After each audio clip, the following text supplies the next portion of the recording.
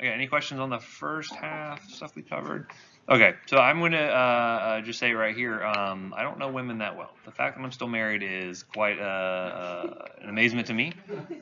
But we're going to talk at least about the hormones. At least get some of the hormones. I may not get much else, but at least the hormones we can talk about. And so this is a big thing because you're going to find a lot of patients you're going to be treating with these hormones. And so we're going to kind of cover the more common uses for them. We're talking about the common varieties. Now, when it gets into talking about like oral contraceptives, there's a lot of different varieties that are out there, right? So you're going to find there's a million different brand names. I'm not going to have you guys memorize all of those, but we're going to have some charts we'll kind of look at that will show you some different ways that we can administer these. The main thing I'm going to get into is more like on the concept of how we're using these things. So when I say like biphasic, triphasic oral birth control, I'm talking about hormone replacement therapy versus oral contraceptives. Like you'll know the concepts behind that stuff, and that's what I'm mainly going to be focusing on for these purposes here. Anywho, so talking about estrogens and progestins, those are going to be the two main things that the female anatomy is going to be producing in response to which hormones? What kind of stimulates estrogen and progesterone production? LH and FSH. Those are the two big hormones there, right? And that gets stimulated by what? GnRH, right? So it's going to be gonadotropin releasing hormone stimulates LH and FSH. So basically what you're seeing here, and again, these negative feedback loops are going to be the same, just like we saw with glucose and insulin and glucagon, the same negative feedback loop principles come along here, where basically the hypothalamus secretes GnRH. That's going to stimulate the pituitary to release LH and FSH, and that will have direct stimulation on the ovaries. That's where we're typically going to have production of estradiol and progesterone. And then what will happen is you eventually have a negative feedback loop where eventually you're going to have GnRH secretion be inhibited, and that will eventually inhibit LH and FSH. So when we give exogenous hormones, we give exogenous estrogen and progesterone, what do you think that's going to do to the system? It's going to shut everything down, right? So again, I'm giving extra estradiol. So similar, when I give a male patient testosterone, what does that do to the testicles? They atrophy, right? Because again, they're getting exhausted. Like, hey, I got enough production here. I don't need LH and FSH. Someone else is doing the job for me. So they kind of get atrophy. They get weak. Same thing happens here, where basically we're trying to prevent ovulation. Usually, if we're doing oral contraceptive use, we're trying to prevent ovulation, right? So we're going to give exogenous hormones to shut this whole thing down. That's one way to do it. In some cases, we may be doing this for replacement purposes, right? So who might we do replacement on? Yeah, someone who's undergone menopause, right? So someone whose ovaries are not producing estrogen, progestin on their own, we're going to be replacing that. So kind of two main modes of therapy we're going to see here when we're doing this. But keep this in mind, and keep because this is how the main way that our oral contraceptives are going to be working here to prevent ovulation, right? Okay, so typically what's happening here, and you can kind of look at your secretion of LH and FSH, you can see estradiol concentrations and progesterone. So what's happening here, if you're looking at the endometrium, you're seeing the follicle stimulation, because what does that follicle produce? Produces that egg, and then the egg then gets released once the follicle kind of gets fully developed, and then you're going to eventually have your menses if no implantation occurs, right? Everyone with me so far? Okay, so basically what you're seeing here in response to the hormones is that typically you have kind of basal levels of LH and FSH around day 14 or so is where you're going to have a big surge in LH, and you have a little bit of surge in FSH. And what do you call this point right here? Where the egg gets released, it's ready to be implanted. Ovulation, right? So again, ovulation where the ova gets released and kind of think like that. So you get a big stimulation here. Notice estradiol levels are kind of climbing up into this point to where you have to about day 14 is where you see the biggest peak in estradiol concentrations. And typically, what do you think estrogen is doing to that endometrium? Stimulating growth, hyperplasia, right? So you can see that right here. See how the tissue is kind of getting more and more well developed? That's in response to estrogen, right? Estrogen stimulates endometrial tissue hyperplasia and replication, right? This can be a problem in some cases. What if I have too much stimulation with estrogen? Endometrial cancer, right? So again, that's going to be one of the big things to keep in mind when we're talking about these drugs here, is that cancer can be a risk when you have estrogen used by itself. What normally the body will produce is going to be progesterone, and that normally will not get kind of increasing levels until the later stages of the menstrual cycle, and that will actually help to stimulate sloughing off of that endometrial tissue, and that's where you have menses actually occurring there, right? So again, the progesterone will kind of get stimulated. This will cause all that tissue, if no implantation occurs, to kind of slough off, and then you have menses, and then the whole cycle starts all over again, right? So again, we're going to see that when we talk about the phases of oral contraceptives. Sometimes what we're going to do is try to mimic what the body's naturally doing on its own, and so we'll see there's different ways we can do that. You'll find that the doses will change based on what day of the week it is, or which week actually you're in, to try to simulate what the body's doing naturally. Because again, the idea is if you can kind of do it more naturally, you can maybe mitigate some of the side effects you're going to see with these drugs. Okay, so again, keep this in mind. This is kind of the basic what's going on normally. We're going to see how we can kind of monkey with the system here, right? So again, if you had to imagine someone who is, say, menopausal and say their ovaries are not producing estrogen and progesterone, what do you think the LH and FSH levels are going to be? They're typically high, right? Because again, we don't have any estrogen and progestin to negatively feedback and inhibit that loop there, right? So very similar to if you have someone who's hypothyroid, what is their TSH levels usually? They're usually high, right? Because again, we don't have that negative feedback loop initiating there, right? So anyway, so some common reasons for disturbances in ovarian function. It's pretty common, but certainly could be due to some inflammatory issues, things like pelvic inflammatory disease. Could be neoplastic issues that's going on there. And again, we're talking about basically affecting the ovaries, the uterus, and potentially the pituitary gland, right? So again, if you have a pituitary tumor or something that has to be resected, that can monkey up the whole system as well, right? Normally what you're going to find is that a lot of disturbances tend to be self-limited for the most part. So if you think about someone who's like under a lot of emotional, physical stress, I always think about, especially like in extremes in diet or exercise. So if like someone who's like, say, starving, or someone who's like, say, an elite athlete who's like, say, running a marathon a day, does their body really need to be in a state where it wants to get pregnant? Not typically, right? So we can kind of shut down that system when need be until they're in a better state. So anyway, usually they're self-limited, but in some cases it may not be the case. So what we're going to see is that with the estrogens, we're going to find that estradiol is going to be the primary estrogen that we're concerned with here, right? And so we're trying to mimic this when we're giving drugs that are going to act in place of estrogen. So estradiol is a big one. There's some estrone and estriol. These actually get converted either in the peripheral tissues and the liver, but estradiol is the main one we're going to be focused on. Now, actually, one of the earliest forms of hormone replacement therapy we had was actually coming from equine estrogen. Equine stands for, or is another name for, a horse. We're actually using pregnant mare urine. So mares were producing a whole lot of estrogen that were being excreted in their urine. We were able to collect that, isolate it, and then give that as replacement to women. So that's where you get the name Premarin from. Anyone ever seen that brand name before? Heard of it? So Premarin stands for pregnant mare urine, if anyone is ever curious. We get it via different routes now, usually synthetic means, but again, back in the day, we have to use whatever sources we got. So if we're getting bacteria to produce our antibiotics, or if we're getting horses to produce our estrogens, you gotta do what you gotta do. Nowadays, we have better methods, right? There is some cross sensitivity there, where you can see things like equilin and equilin are the primary horse derived estrogens, but we still had some activity. There's still enough similar structure that would affect our cells as well, right? So anywho, typically what you're seeing here is that normally during the follicular phase, this is where you're going to have, and during the luteal phase as well, during the kind of the menstrual period or menstrual cycle, you're going to produce this product called androstenedione, and then some of that will actually get converted over to testosterone, right? Just one thing to keep in mind. Eventually, you're going to have an enzyme called aromatase, and that's going to convert this over into estrone and eventually over to estradiol and estriol, right? So again, if I were to inhibit, say, aromatase, what do you think is going to happen to my testosterone levels? It's going to go up, right? Because again, it has to keep equilibrium. So if I have a lot of buildup of this precursor, it's all going to go over to the testosterone. So again, anytime you're kind of changing the ability to produce estrogen, or you're changing any of these systems here, you're going to find that you can affect the testosterone levels pretty significantly, right? So if I give an aromatase inhibitor, it's going to cause what sort of side effects in a female patient?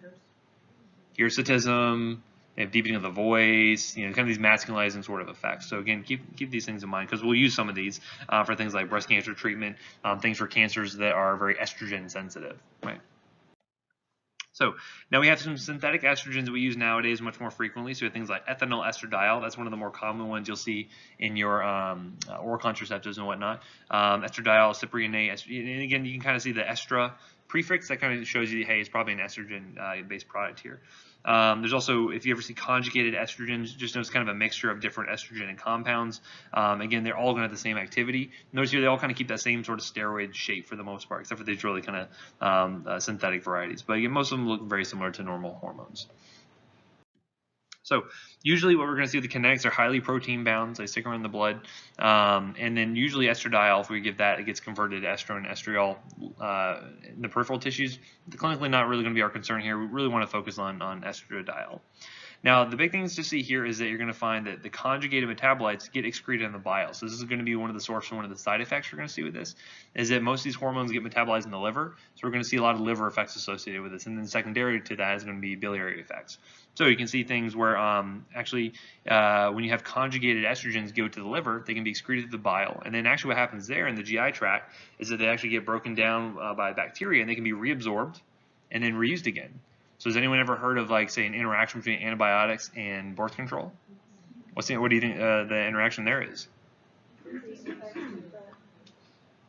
The birth control, right? So again, because if you wipe out the gut bacteria, they're not going to be there to try to recycle that estrogen. Remember the enterohepatic recirculation? I mentioned some other drugs like carbamazepine do that, phenytoin, things like that. If you interrupt that, you're going to lose or drop your levels of estrogen, and that can potentially cause ovulation to occur. So again, that's one of those theoretical concerns. Clinically, I don't know how often it usually comes up, but again, an unwanted pregnancy is one of those things where you don't necessarily want to be surprised by it, right? Typically, and so it's usually one of those things where I'll say just use a backup method. If you're going to be on antibiotics and oral contraceptives, just use a backup. You never safe using more backup than less. Anywho, so again, looking at this, when you give things like oral estrogen, you're going to find there's a high ratio of hepatic to peripheral effects, and so this leads to a lot of the side effects we're going to see with this.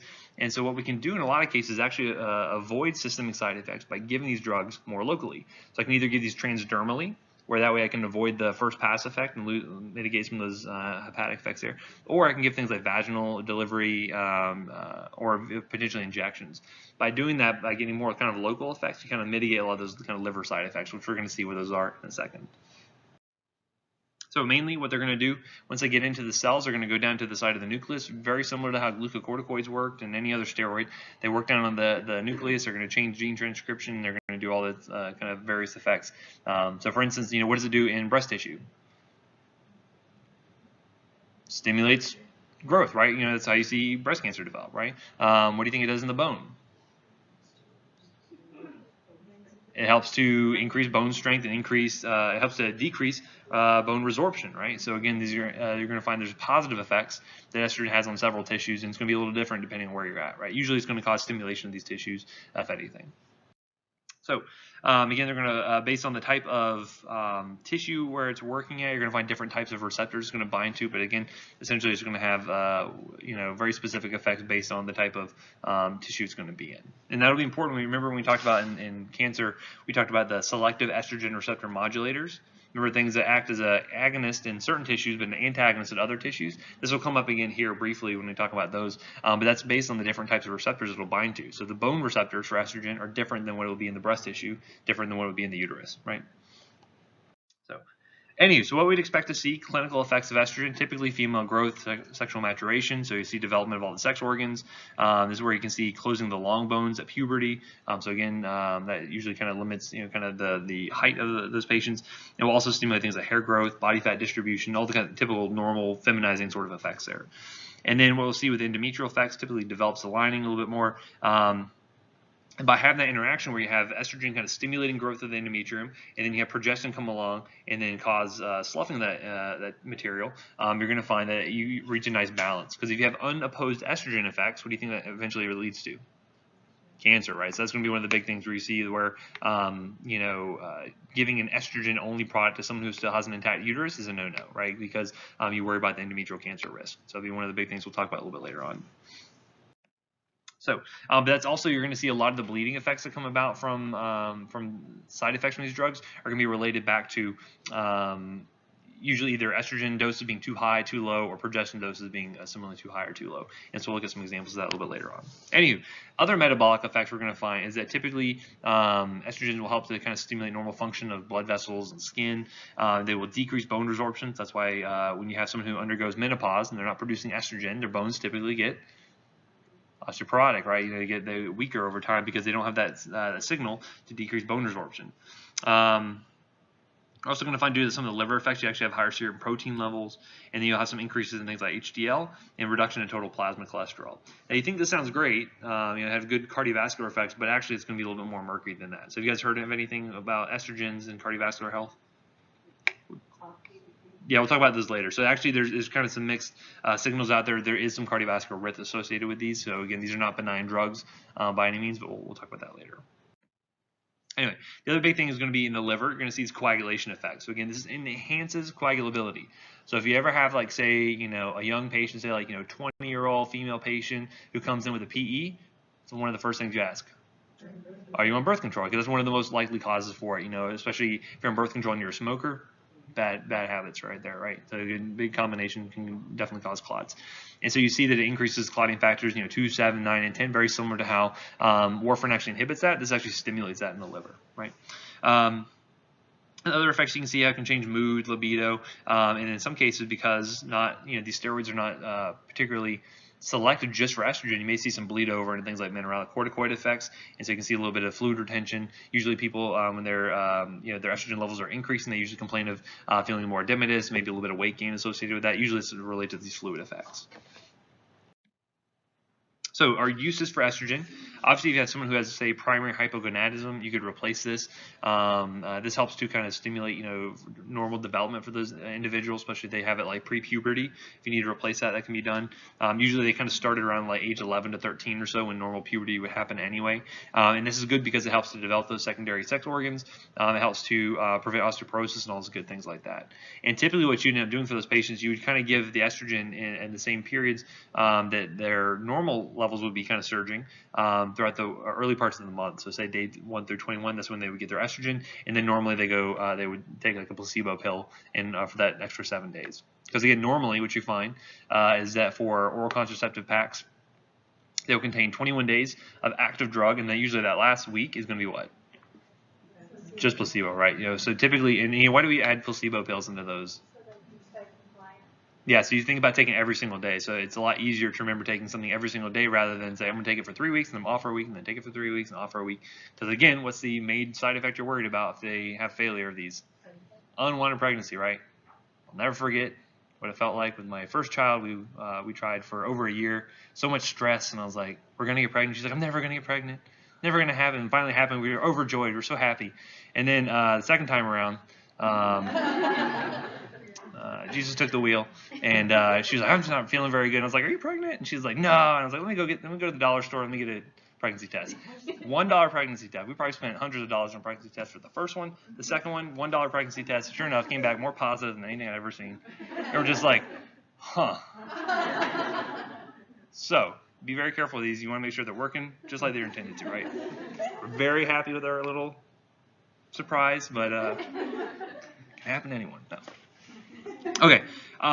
Typically, though, when you start these patients for that primary hypogonadism, you want to go ahead and start a progestin after their first menses, because again, you don't want to have that kind of unopposed estrogen effect at that point. Right? Progestin are very necessary if you still have an intact uterus to prevent that hyperplasia kind of going unchecked. Okay, we can also use it for postmenopausal hormone therapy. So this is going to be the hormone replacement therapy, or HRT, if you see that. That's what you can use it for. This is good because what are some of the effects of estrogen deficiency in a postmenopausal woman? Atrophy. Because vaginal atrophy, right? Something like dyspareunia, which is what? Painful sacs, right? Vaginal dryness can be not very comfortable for the female. What else? More systemically, we can have. So osteoporosis, whatever, hot flashes, right? Yeah, that's absolutely related to estrogen deficiencies. And so, my mom always had a very positive spin on things. She called them power surges. So I said, right, that works. Yeah, but that's related back to estrogen deficiencies. And so by giving estrogen replacements, you can kind of mitigate some of these. So again, it can kind of help to improve more quality of life things for these patients. But the big thing is going to be the effects on the bone. Because again, these patients get osteoporotic, they have a fall, they have a hip fracture, anything like that. It can be very, very big negative effects on their life. Other things you can see is some changes in their lipids leading to atherosclerotic changes. So estrogen deficiencies typically will see increase in LDL, decreases in LDL receptors, things like that. So again, initially it was thought that estrogens were cardioprotective from a cholesterol standpoint. However, due to the effects on clotting and things like that, they actually had a very large study called the Women's Health Initiative that actually showed no benefit. In some cases, it may actually have increased the risk for things like cardiovascular death and actually breast cancer risk as well. So again, using estrogens in patients with a high with a breast cancer history in their family is usually going to be kind of a no-no as well, right? Because again, you worry about them being at risk for developing that as additionally. So again, you're going to find that for these patients, you need to kind of consider what is going to be optimal therapy for them based on the cardiovascular risk, osteoporosis. Typically, what we like to do is to utilize more localized acting dosage forms. So if you can use transdermal, that's great because you'll still get some kind of systemic effects, but however, you mitigate how much of it is going to the liver, which is good because, again, that helps to decrease a lot of that clotting factor effect and things like that. Some of it still gets metabolized in the liver, but you don't get that same kind of big first pass effect like you would see with an oral estrogen. You could also do vaginal products. When I say topical, that's usually what I mean. Like in this sense, I'm talking about vaginally administered drugs. So again, they're being administered topically, but really it's going to be intravaginally when I say that. Again, that's very nice because it works just right there and it doesn't really get absorbed systemically, which is good. So if you had a patient with just having, like, say, vaginal dryness, dyspareunia, just an intravaginal estrogen could be a really good option for them. If they're not having a lot of the hot flashes and other symptoms, they don't need systemic effects necessarily, right? So again, just like with any steroid, if you can limit how much you're having to give them, that's going to be better for them. If you can limit, to just kind of local effects, that's going to be better overall. So again, looking at patients who do not have a hysterectomy, so they've had a hysterectomy, they can receive estrogens by themselves. However, if they still have an intact uterus, you have to give it the progestin. Okay. Otherwise, again, you worry about the endometrial cancer risk. All right, and again, usually we're going to give this to help prevent osteoporosis as well. So again, with along with calcium and vitamin D, got to have those building blocks first, and this can help to mitigate risk for fractures later on. Okay. Potentially, if they were having intractable dysmenorrhea, you could actually give this as ovulation suppression. So again, you're giving these kind of big doses to shut down that negative feedback loops. That can be a good thing there. And potentially, if we have suppression of ovarian function, if we're treating, like, say, hirsutism and amenorrhea due to excessive androgen secretion, this could be another thing. Because again, we see that by having LH and FSH being secreted, does it only produce estrogen? No, it produces progestin, also produces testosterone. So in this case, you could actually give that to shut that down if they're producing too many androgens at that point, right? And what's our primary androgens? Testosterone and DHT is the other big one, right? Because again, that one's even more potent. Okay, so adverse effects we're going to see with estrogens, we're going to see uterine bleeding is going to be one of the big things you're going to see. In a lot of cases, you're going to find that major causes postmenopausal uterine bleeding is going to be associated back with estrogen use in a lot of cases. Now, again, anytime you have unexplained vaginal bleeding, you got to make sure you're ruling out all the scary stuff. So ruling out cancers and etc. So again, be very careful when you're dealing with this. Typically like to use the smallest dosage of estrogen possible to deal with their symptoms. Because again, when we're doing it for hormone replacement therapy, our doses, do you think they're bigger or smaller than if we're doing it for, say, birth control? Typically a lot lower, right? Because we're only replacing what they're missing. We're not trying to shut down the whole system, essentially, right? Again, so by giving smaller doses, that's going to help mitigate some of these side effects and mitigate some of that uterine bleeding we can see there. We will also potentially give estrogen cyclically. If you have a postmenopausal woman, you can give them estrogen every single day, especially if they don't have an intact uterus, and they really won't have any kind of negative effects from that. However, you can kind of try to more mimic a normal cycle for them and give them kind of a withdrawal period. So you could give them just estrogens day 1 through 21, and then they can have a withdrawal bleeding period. So that way it's at least consistent and can be a little bit more kind of better predicted at that point. And again, you're going to find that if they still have an intact uterus, you want to go ahead and give them progestin as well to prevent kind of unopposed growth there. Okay, other adverse effects. Cancer is going to be a big one you want to worry about. So again, increased risk of breast cancer with prolonged use. Adding a progestin onto this does not affect that. So it certainly will mitigate the endometrial cancer risk. It does not affect breast cancer risk. And for high-risk patients, and they have like a family history, we can use things like the selective estrogen receptor modulators, or SERMs. Something like tamoxifen, raloxifene, all be good options at that point. Again, endometrial carcinoma can happen, but give a progestin to prevent that. And then potentially adenocarcinoma in young women. This is actually linked back to an old school drug called diethylstilbestrol. Don't really worry about that so much, just more of a historical point there. Okay, other adverse effects. A lot of nausea and vomiting associated with some of these products. Again, not everyone's going to respond to everyone the same. So again, you can try switching products, see how they respond to it. Breast tenderness, because again, we're kind of stimulating those estrogen receptors there. So you can see hyperplasia. And then some hyperpigmentation can happen here. This may go away with time. It's one of those things where typically you see kind of darkening of certain spots of the skin, especially like sun-exposed areas. And again, if it's kind of problematic to them, they can stop taking it, and it should go away over time. Some patients will have worsened migraines, but of course we saw for prevention of migraines, what can some people benefit from? using estrogens, right? So again, it just depends on your patient there. Certainly cholestasis can happen due to the biliary excretion of these, hypertension due to fluid retention, you can see with that. Again, always use the lowest dose you can get away with. It's always going to mitigate side effects overall. Contraindications, if they have an estrogen-dependent tumor, guess what? Don't give them estrogens. Bad idea. If they have undiagnosed genital bleeding, again, you got to rule out the scary stuff first. Make sure it's not cancer before you start up these drugs. And then liver disease, thromboembolic disorders, all this kind of makes sense based on what we're talking about. And we say heavy smokers, because why? That also increases their risk of clotting as well, right? Okay, so moving on to the progestins. Progesterone is the most important one that humans make, and it actually acts as a precursor to a lot of the other hormones, so estrogens, androgens, even adrenocortical steroids. You're going to find with the progestins, you're going to find a lot more bleed over between androgen effects, mineralocorticoid effects, and again, when I say mineralocorticoid effects, what do you think that does for the patient? It's due to volume status. Usually increases it, right? Because think aldosterone, think of that as holding on to more fluid. Well, what do you think it does to weight? Increases, right? So again, a lot of the side effects you're going to run into that are pretty problematic for a lot of patients can come along from these progestins. And so you're going to find there's a lot of different varieties of progestin, usually especially like oral contraceptives. It's all ethinyl estradiol for the most part. However, there's a lot of different progestins that are out there, and they'll have different activities. Some of them have partial androgen receptor activity, which can cause some masculinizing effects. Some of them have androgen receptor antagonist activity. It's all a little different. I'll show you some charts later to kind of illustrate that. But just know that we're trying to replace this. We're using synthetic varieties that can have pretty wildly different physiologic effects, as we'll see here.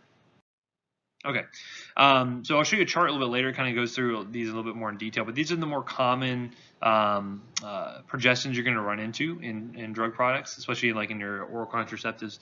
Now, when I say AR, that stands for androgen receptor activity, which means what? Testosterone, right? So again, it's going to be more masculizing effects. When I say MR, it means mineralocorticoid receptor activity, which means it's going to be holding on to fluid and whatnot, causing edema, weight gain, etc. So, things like, norgestrel or levonorgestrel, they usually have high androgen receptor activity. So again, if you give you oral contraceptive to your patient and they start to have hirsutism, maybe not great for them. They say, hey, I want to switch over to something else. You can switch over to something that has less AR activity, maybe something like drospirenone. Is anti-mineralocorticoid receptor activity, anti-androgen receptor activity. And in fact, a lot of people are starting to use drospirenone-based products. Anyone familiar with that or see what OCPs it comes in? I've never heard of Yaz, like Yasmin. That's where you see a lot of drospirenone being used there. I see a lot of people being started on that because it actually helps to decrease weight a little bit by losing some fluid, and you really don't see those kind of masculinizing effects. So again, it just depends on the patient, kind of what their insurance covers, what side effects they happen to be more prone to. And again, just by switching around, you can get pretty different side effects for these patients. So basically looking at progesterone, good absorption, typically excreted in the urine. Really don't see any kind of negative effects from like a thromboembolic condition similar to the estrogens. Even though it can act as a precursor, you really don't see the same issues there.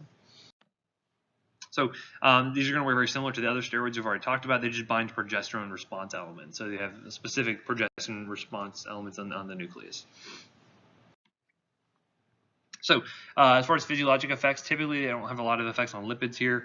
You may see a little bit of changes in insulin levels and response to glucose. Maybe it's a little bit of benefit with that. But the main thing you're going to find is some competition with aldosterone. Typically it's going to have the ability to actually increase release of aldosterone, which can cause more fluid retention and whatnot. And then we're going to find that with our synthetic agents, typically you're going to be switching around to different ones, again, to mitigate side effects, if anything, mainly due to the androgenic effects or the more mineralocorticoid effects. Okay, so we typically are going to use these for hormone replacement therapy, so usually in conjunction with an estrogen. However, you can give progestins by themselves because they can act, they're good enough, potentially, to suppress ovarian function as well, right? So you can suppress ovulation for patients. So has anyone ever heard of like the depot shot? As medroxyprogesterone, which is just a variety of progesterone that can be used by itself, right? There's no estrogen involved with that, and that's good enough to cause suppression of ovulation. It can be used for kind of long-term birth control. Anyone know how long that typically works for? Like 3 months, yeah. So you get your shot every 3 months or so. So it's good if you had somebody you're like worried about compliance with, or they don't want to have to take a pill every single day. It's good for stuff like that. You're going to find though that if you're using progestin only therapy, typically you're going to run into higher failure rates with that. There's also going to be some other issues with it as well, because mainly you're going to find really prolonged anovulation and amenorrhea. So you're going to find that progestin-only therapies, one, they need to be really religious with taking it every single day if they're going to take the pill version. Otherwise, if it's a shot, they don't have to worry about that. However, the shots, you have to worry about delayed return to ovulation, right? So again, if you have someone who wants to get pregnant pretty soon, this can be an issue for them. So for instance, like one of my cousins, they were on birth control before they had their first child, really had no issues having their first child. They went off birth control, started ovulating again, boom, had their kid. After that, she went on the shot for like a year, and then by the time she come off of it, it took them another 2 years before we really started ovulating again and had their second child.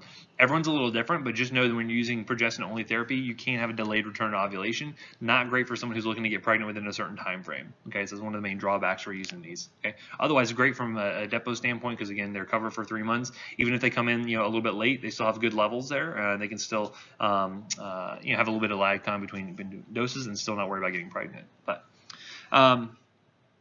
okay, so this is the main case we're going to use it, especially if you have a patient where you could not use an estrogen. If you're worried about like breast cancer risk, you could use progestin only. That could be another really good use case for that, right?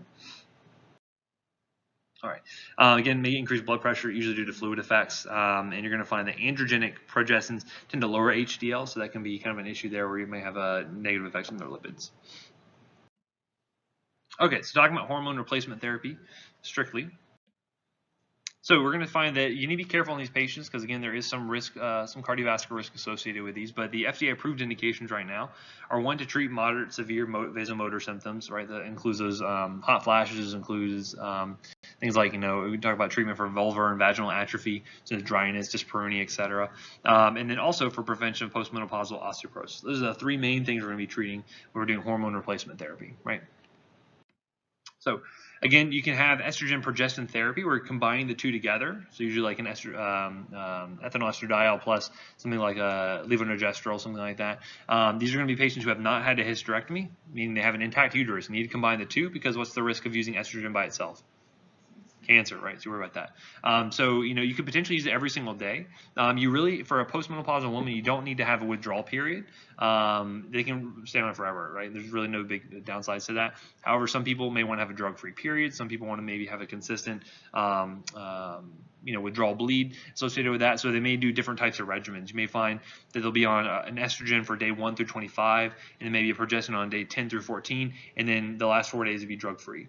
And again, all these are built into the products. Basically, when you're prescribing these, you don't need to write out necessarily they're going to get estrogen on days 1 through 21. Like, just say use it directly because those packs already kind of come developed where they have their combinations in different concentrations, and it will automatically be done for you essentially, right? You just need to know which one you're prescribing and why it's, if you want to use a triphasic one or a biphasic one or a continuous one, you just want to make sure you're writing for the correct one, right? That makes sense?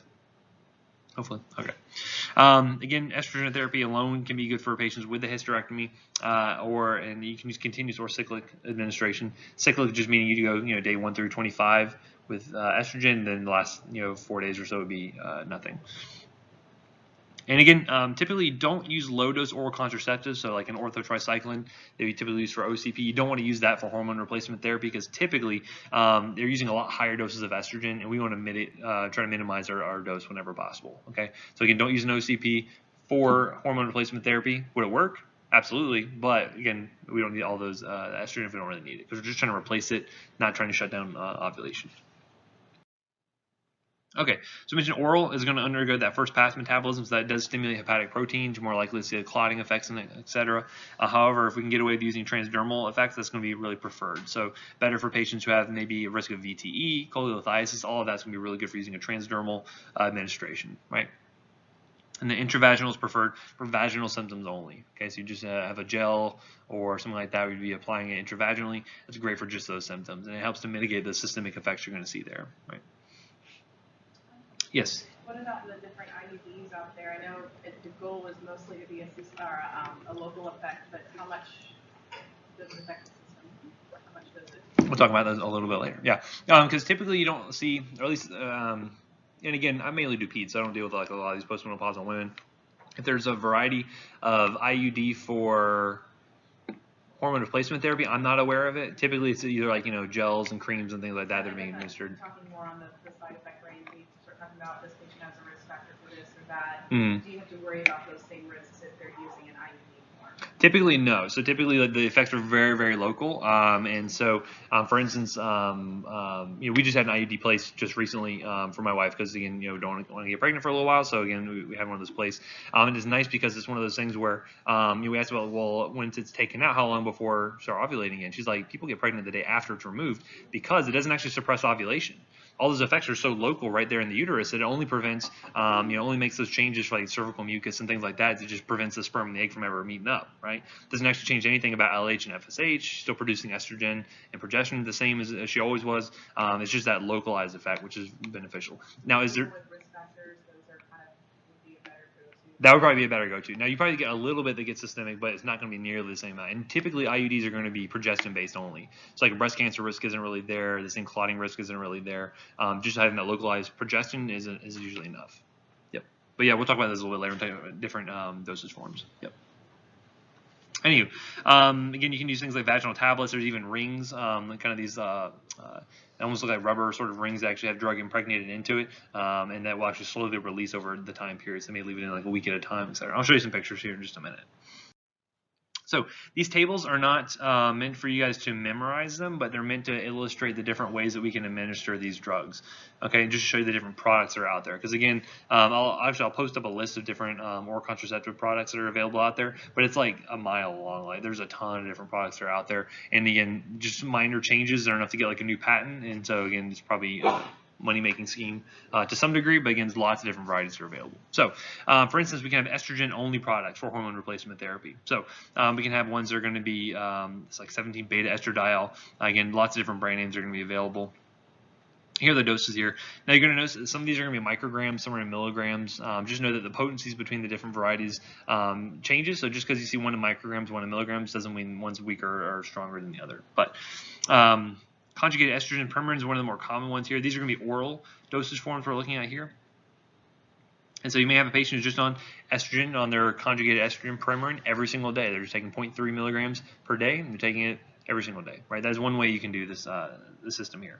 Let's see on the next page. Here's going to be some transdermal estrogen products. So again, these could be things that are applied maybe once or twice a week. Again, it can help to limit how often they're having to take these medications, which can be beneficial. So again, this is a patch they could apply there. Sometimes it'll be a transdermal gel or a spray potentially. And again, it'll just depend on how often they're dosing it based on the type of dosage form. So again, patches are nice because you can just do it twice a week. You don't have to necessarily replace it every single day or anything like that. Here's some vaginal estrogen products you can actually administer intravaginally. So you have creams. Some will come out as tablets. I think I have that on the next slide. But again, notice here that in some cases, and you guys did a prescription one on this, right? This is our first prescription assignment. We did an estrogen-based product. Maybe I didn't do that one. That's okay, a different class. Anyway, but notice the dosing here, how it changes. So for instance, with this conjugated estrogen, this Premarin vaginal cream, if you're doing it for atrophic vaginitis, notice they're dosing it, a particular dose of maybe 0.5 or 1 gram, but they'll do it for 21 days on and then 7 days off. So that way you have the estrogen cause that hyperplasia of the tissue, and then you could potentially have that withdrawal bleeding period for those other 7 days, right? So again, just depends on the dosing, on what you're kind of shooting for with your patient there. Here's some rings you have here. So like E-string will have, again, just 2 milligrams of that drug right in there. And this one's for every 90 days. You can just place that in. If it falls out, you can just replace it again and kind of place it next to the cervix. And it's there, it has localized effect, and is good, not for systemic issues. It's not going to fix your hot flashes, but it's good for kind of local vaginal effects there. And even a tablet there. This one would be given 1 tablet a day. And then eventually you kind of do like a loading dose, and then you go into after for 2-week period you go into more maintenance, where you do like 1 tablet say twice a week. Again, don't memorize this stuff. Just know that the concepts of like why we might do something for 21 days on, 7 days off, why we go through these kind of different cycles, and it's mainly trying to mimic what the natural cycle would be for that patient otherwise, right? So here's an example of like a Premarin cream. Notice here, it's going to have like an applicator, so they can insert that vaginally and give whatever drugs they're going to use. Note they want to make sure they're cleaning these things off in between uses. So make sure you educate them on that, to use soap and water and whatnot. Otherwise, it can become infected, and that's no good. Here's an example of the E-string that can be placed right next to the cervix and just kind of stay there for 90 days. So again, good from a patient compliance sort of standpoint. Okay, here's some combination ones, and typically when you start to get into combination therapies, where you're going to see more kind of the cyclical sort of dosage deliveries here. So for instance, here's an oral continuous cyclic where basically it's a conjugated estrogen plus medroxyprogesterones, right? So you have your estrogen and your progesterone. You notice here you'd say you'd have pills that are going to be either estrogen plus progestin at these fixed combination here, and so you basically would do, say, estrogen alone for day 1 through 14, and then you do the combination pills for the rest of the month, right? So they're still getting hormone every single day of the month, but they're just adding on that progesterone in the later phase of the month when that would normally have progestin surge anyway, right? You can try to mimic what the normal cycle would be. Here's an oral continuous combined, so basically they would actually have different pills with different combinations of drug as you go along. So again, here this would just be kind of a fixed combination they do continuously. But again, you're trying to mitigate the amount of drug you're having to give to mitigate some of the side effects, right? So you're just seeing how they respond to it. You can always go up if you need to, but try to mitigate the amount of estrogen they're receiving there. Here's some oral intermittent combined. So again, this would be another one where you do, say, 1 milligram estrogen plus 1 milligram, the different pill types you'd have there. So you do, say, estrogen alone for 3 days, followed by estrogen progesterone for 3 days, and they would just repeat that continuously. Usually the packs would come such that it would, the patient doesn't have to think about which one to take. It would just be day 1, take this, day 2, take this. That's why they have those little kind of, those little blister packs. So you just kind of pop out the dose you need for whatever day it happens to be. Again, there's even some transdermal continuous agents that are there as well. And then obviously we have medroxyprogesterone. This is going to be the injectable form that you could use.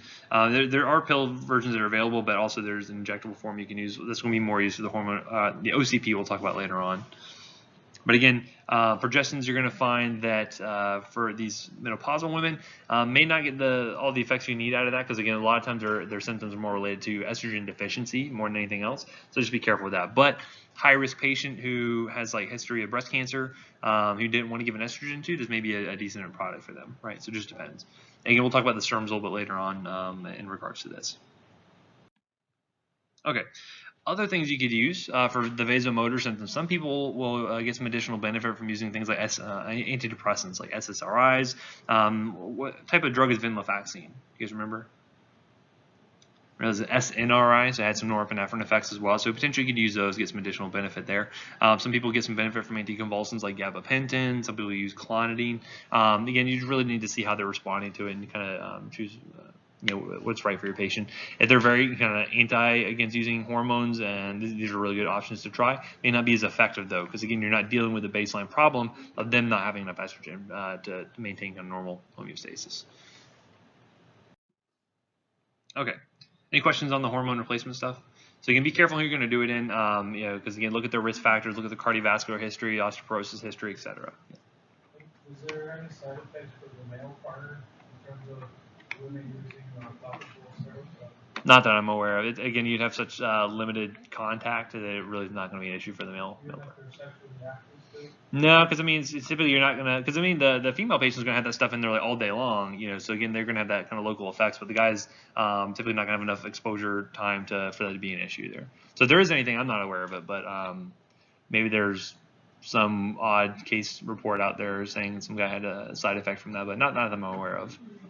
I did have my favorite call to the Poison Center ever. I don't know if I ever mentioned this, but it was a dad called up and said that he called very frantic and said, "Oh my gosh, my little 3-year-old boy just got into mom's birth control and he took one of her birth control. Is he going to turn into a girl?" And it's like a legitimate concern with this guy, right?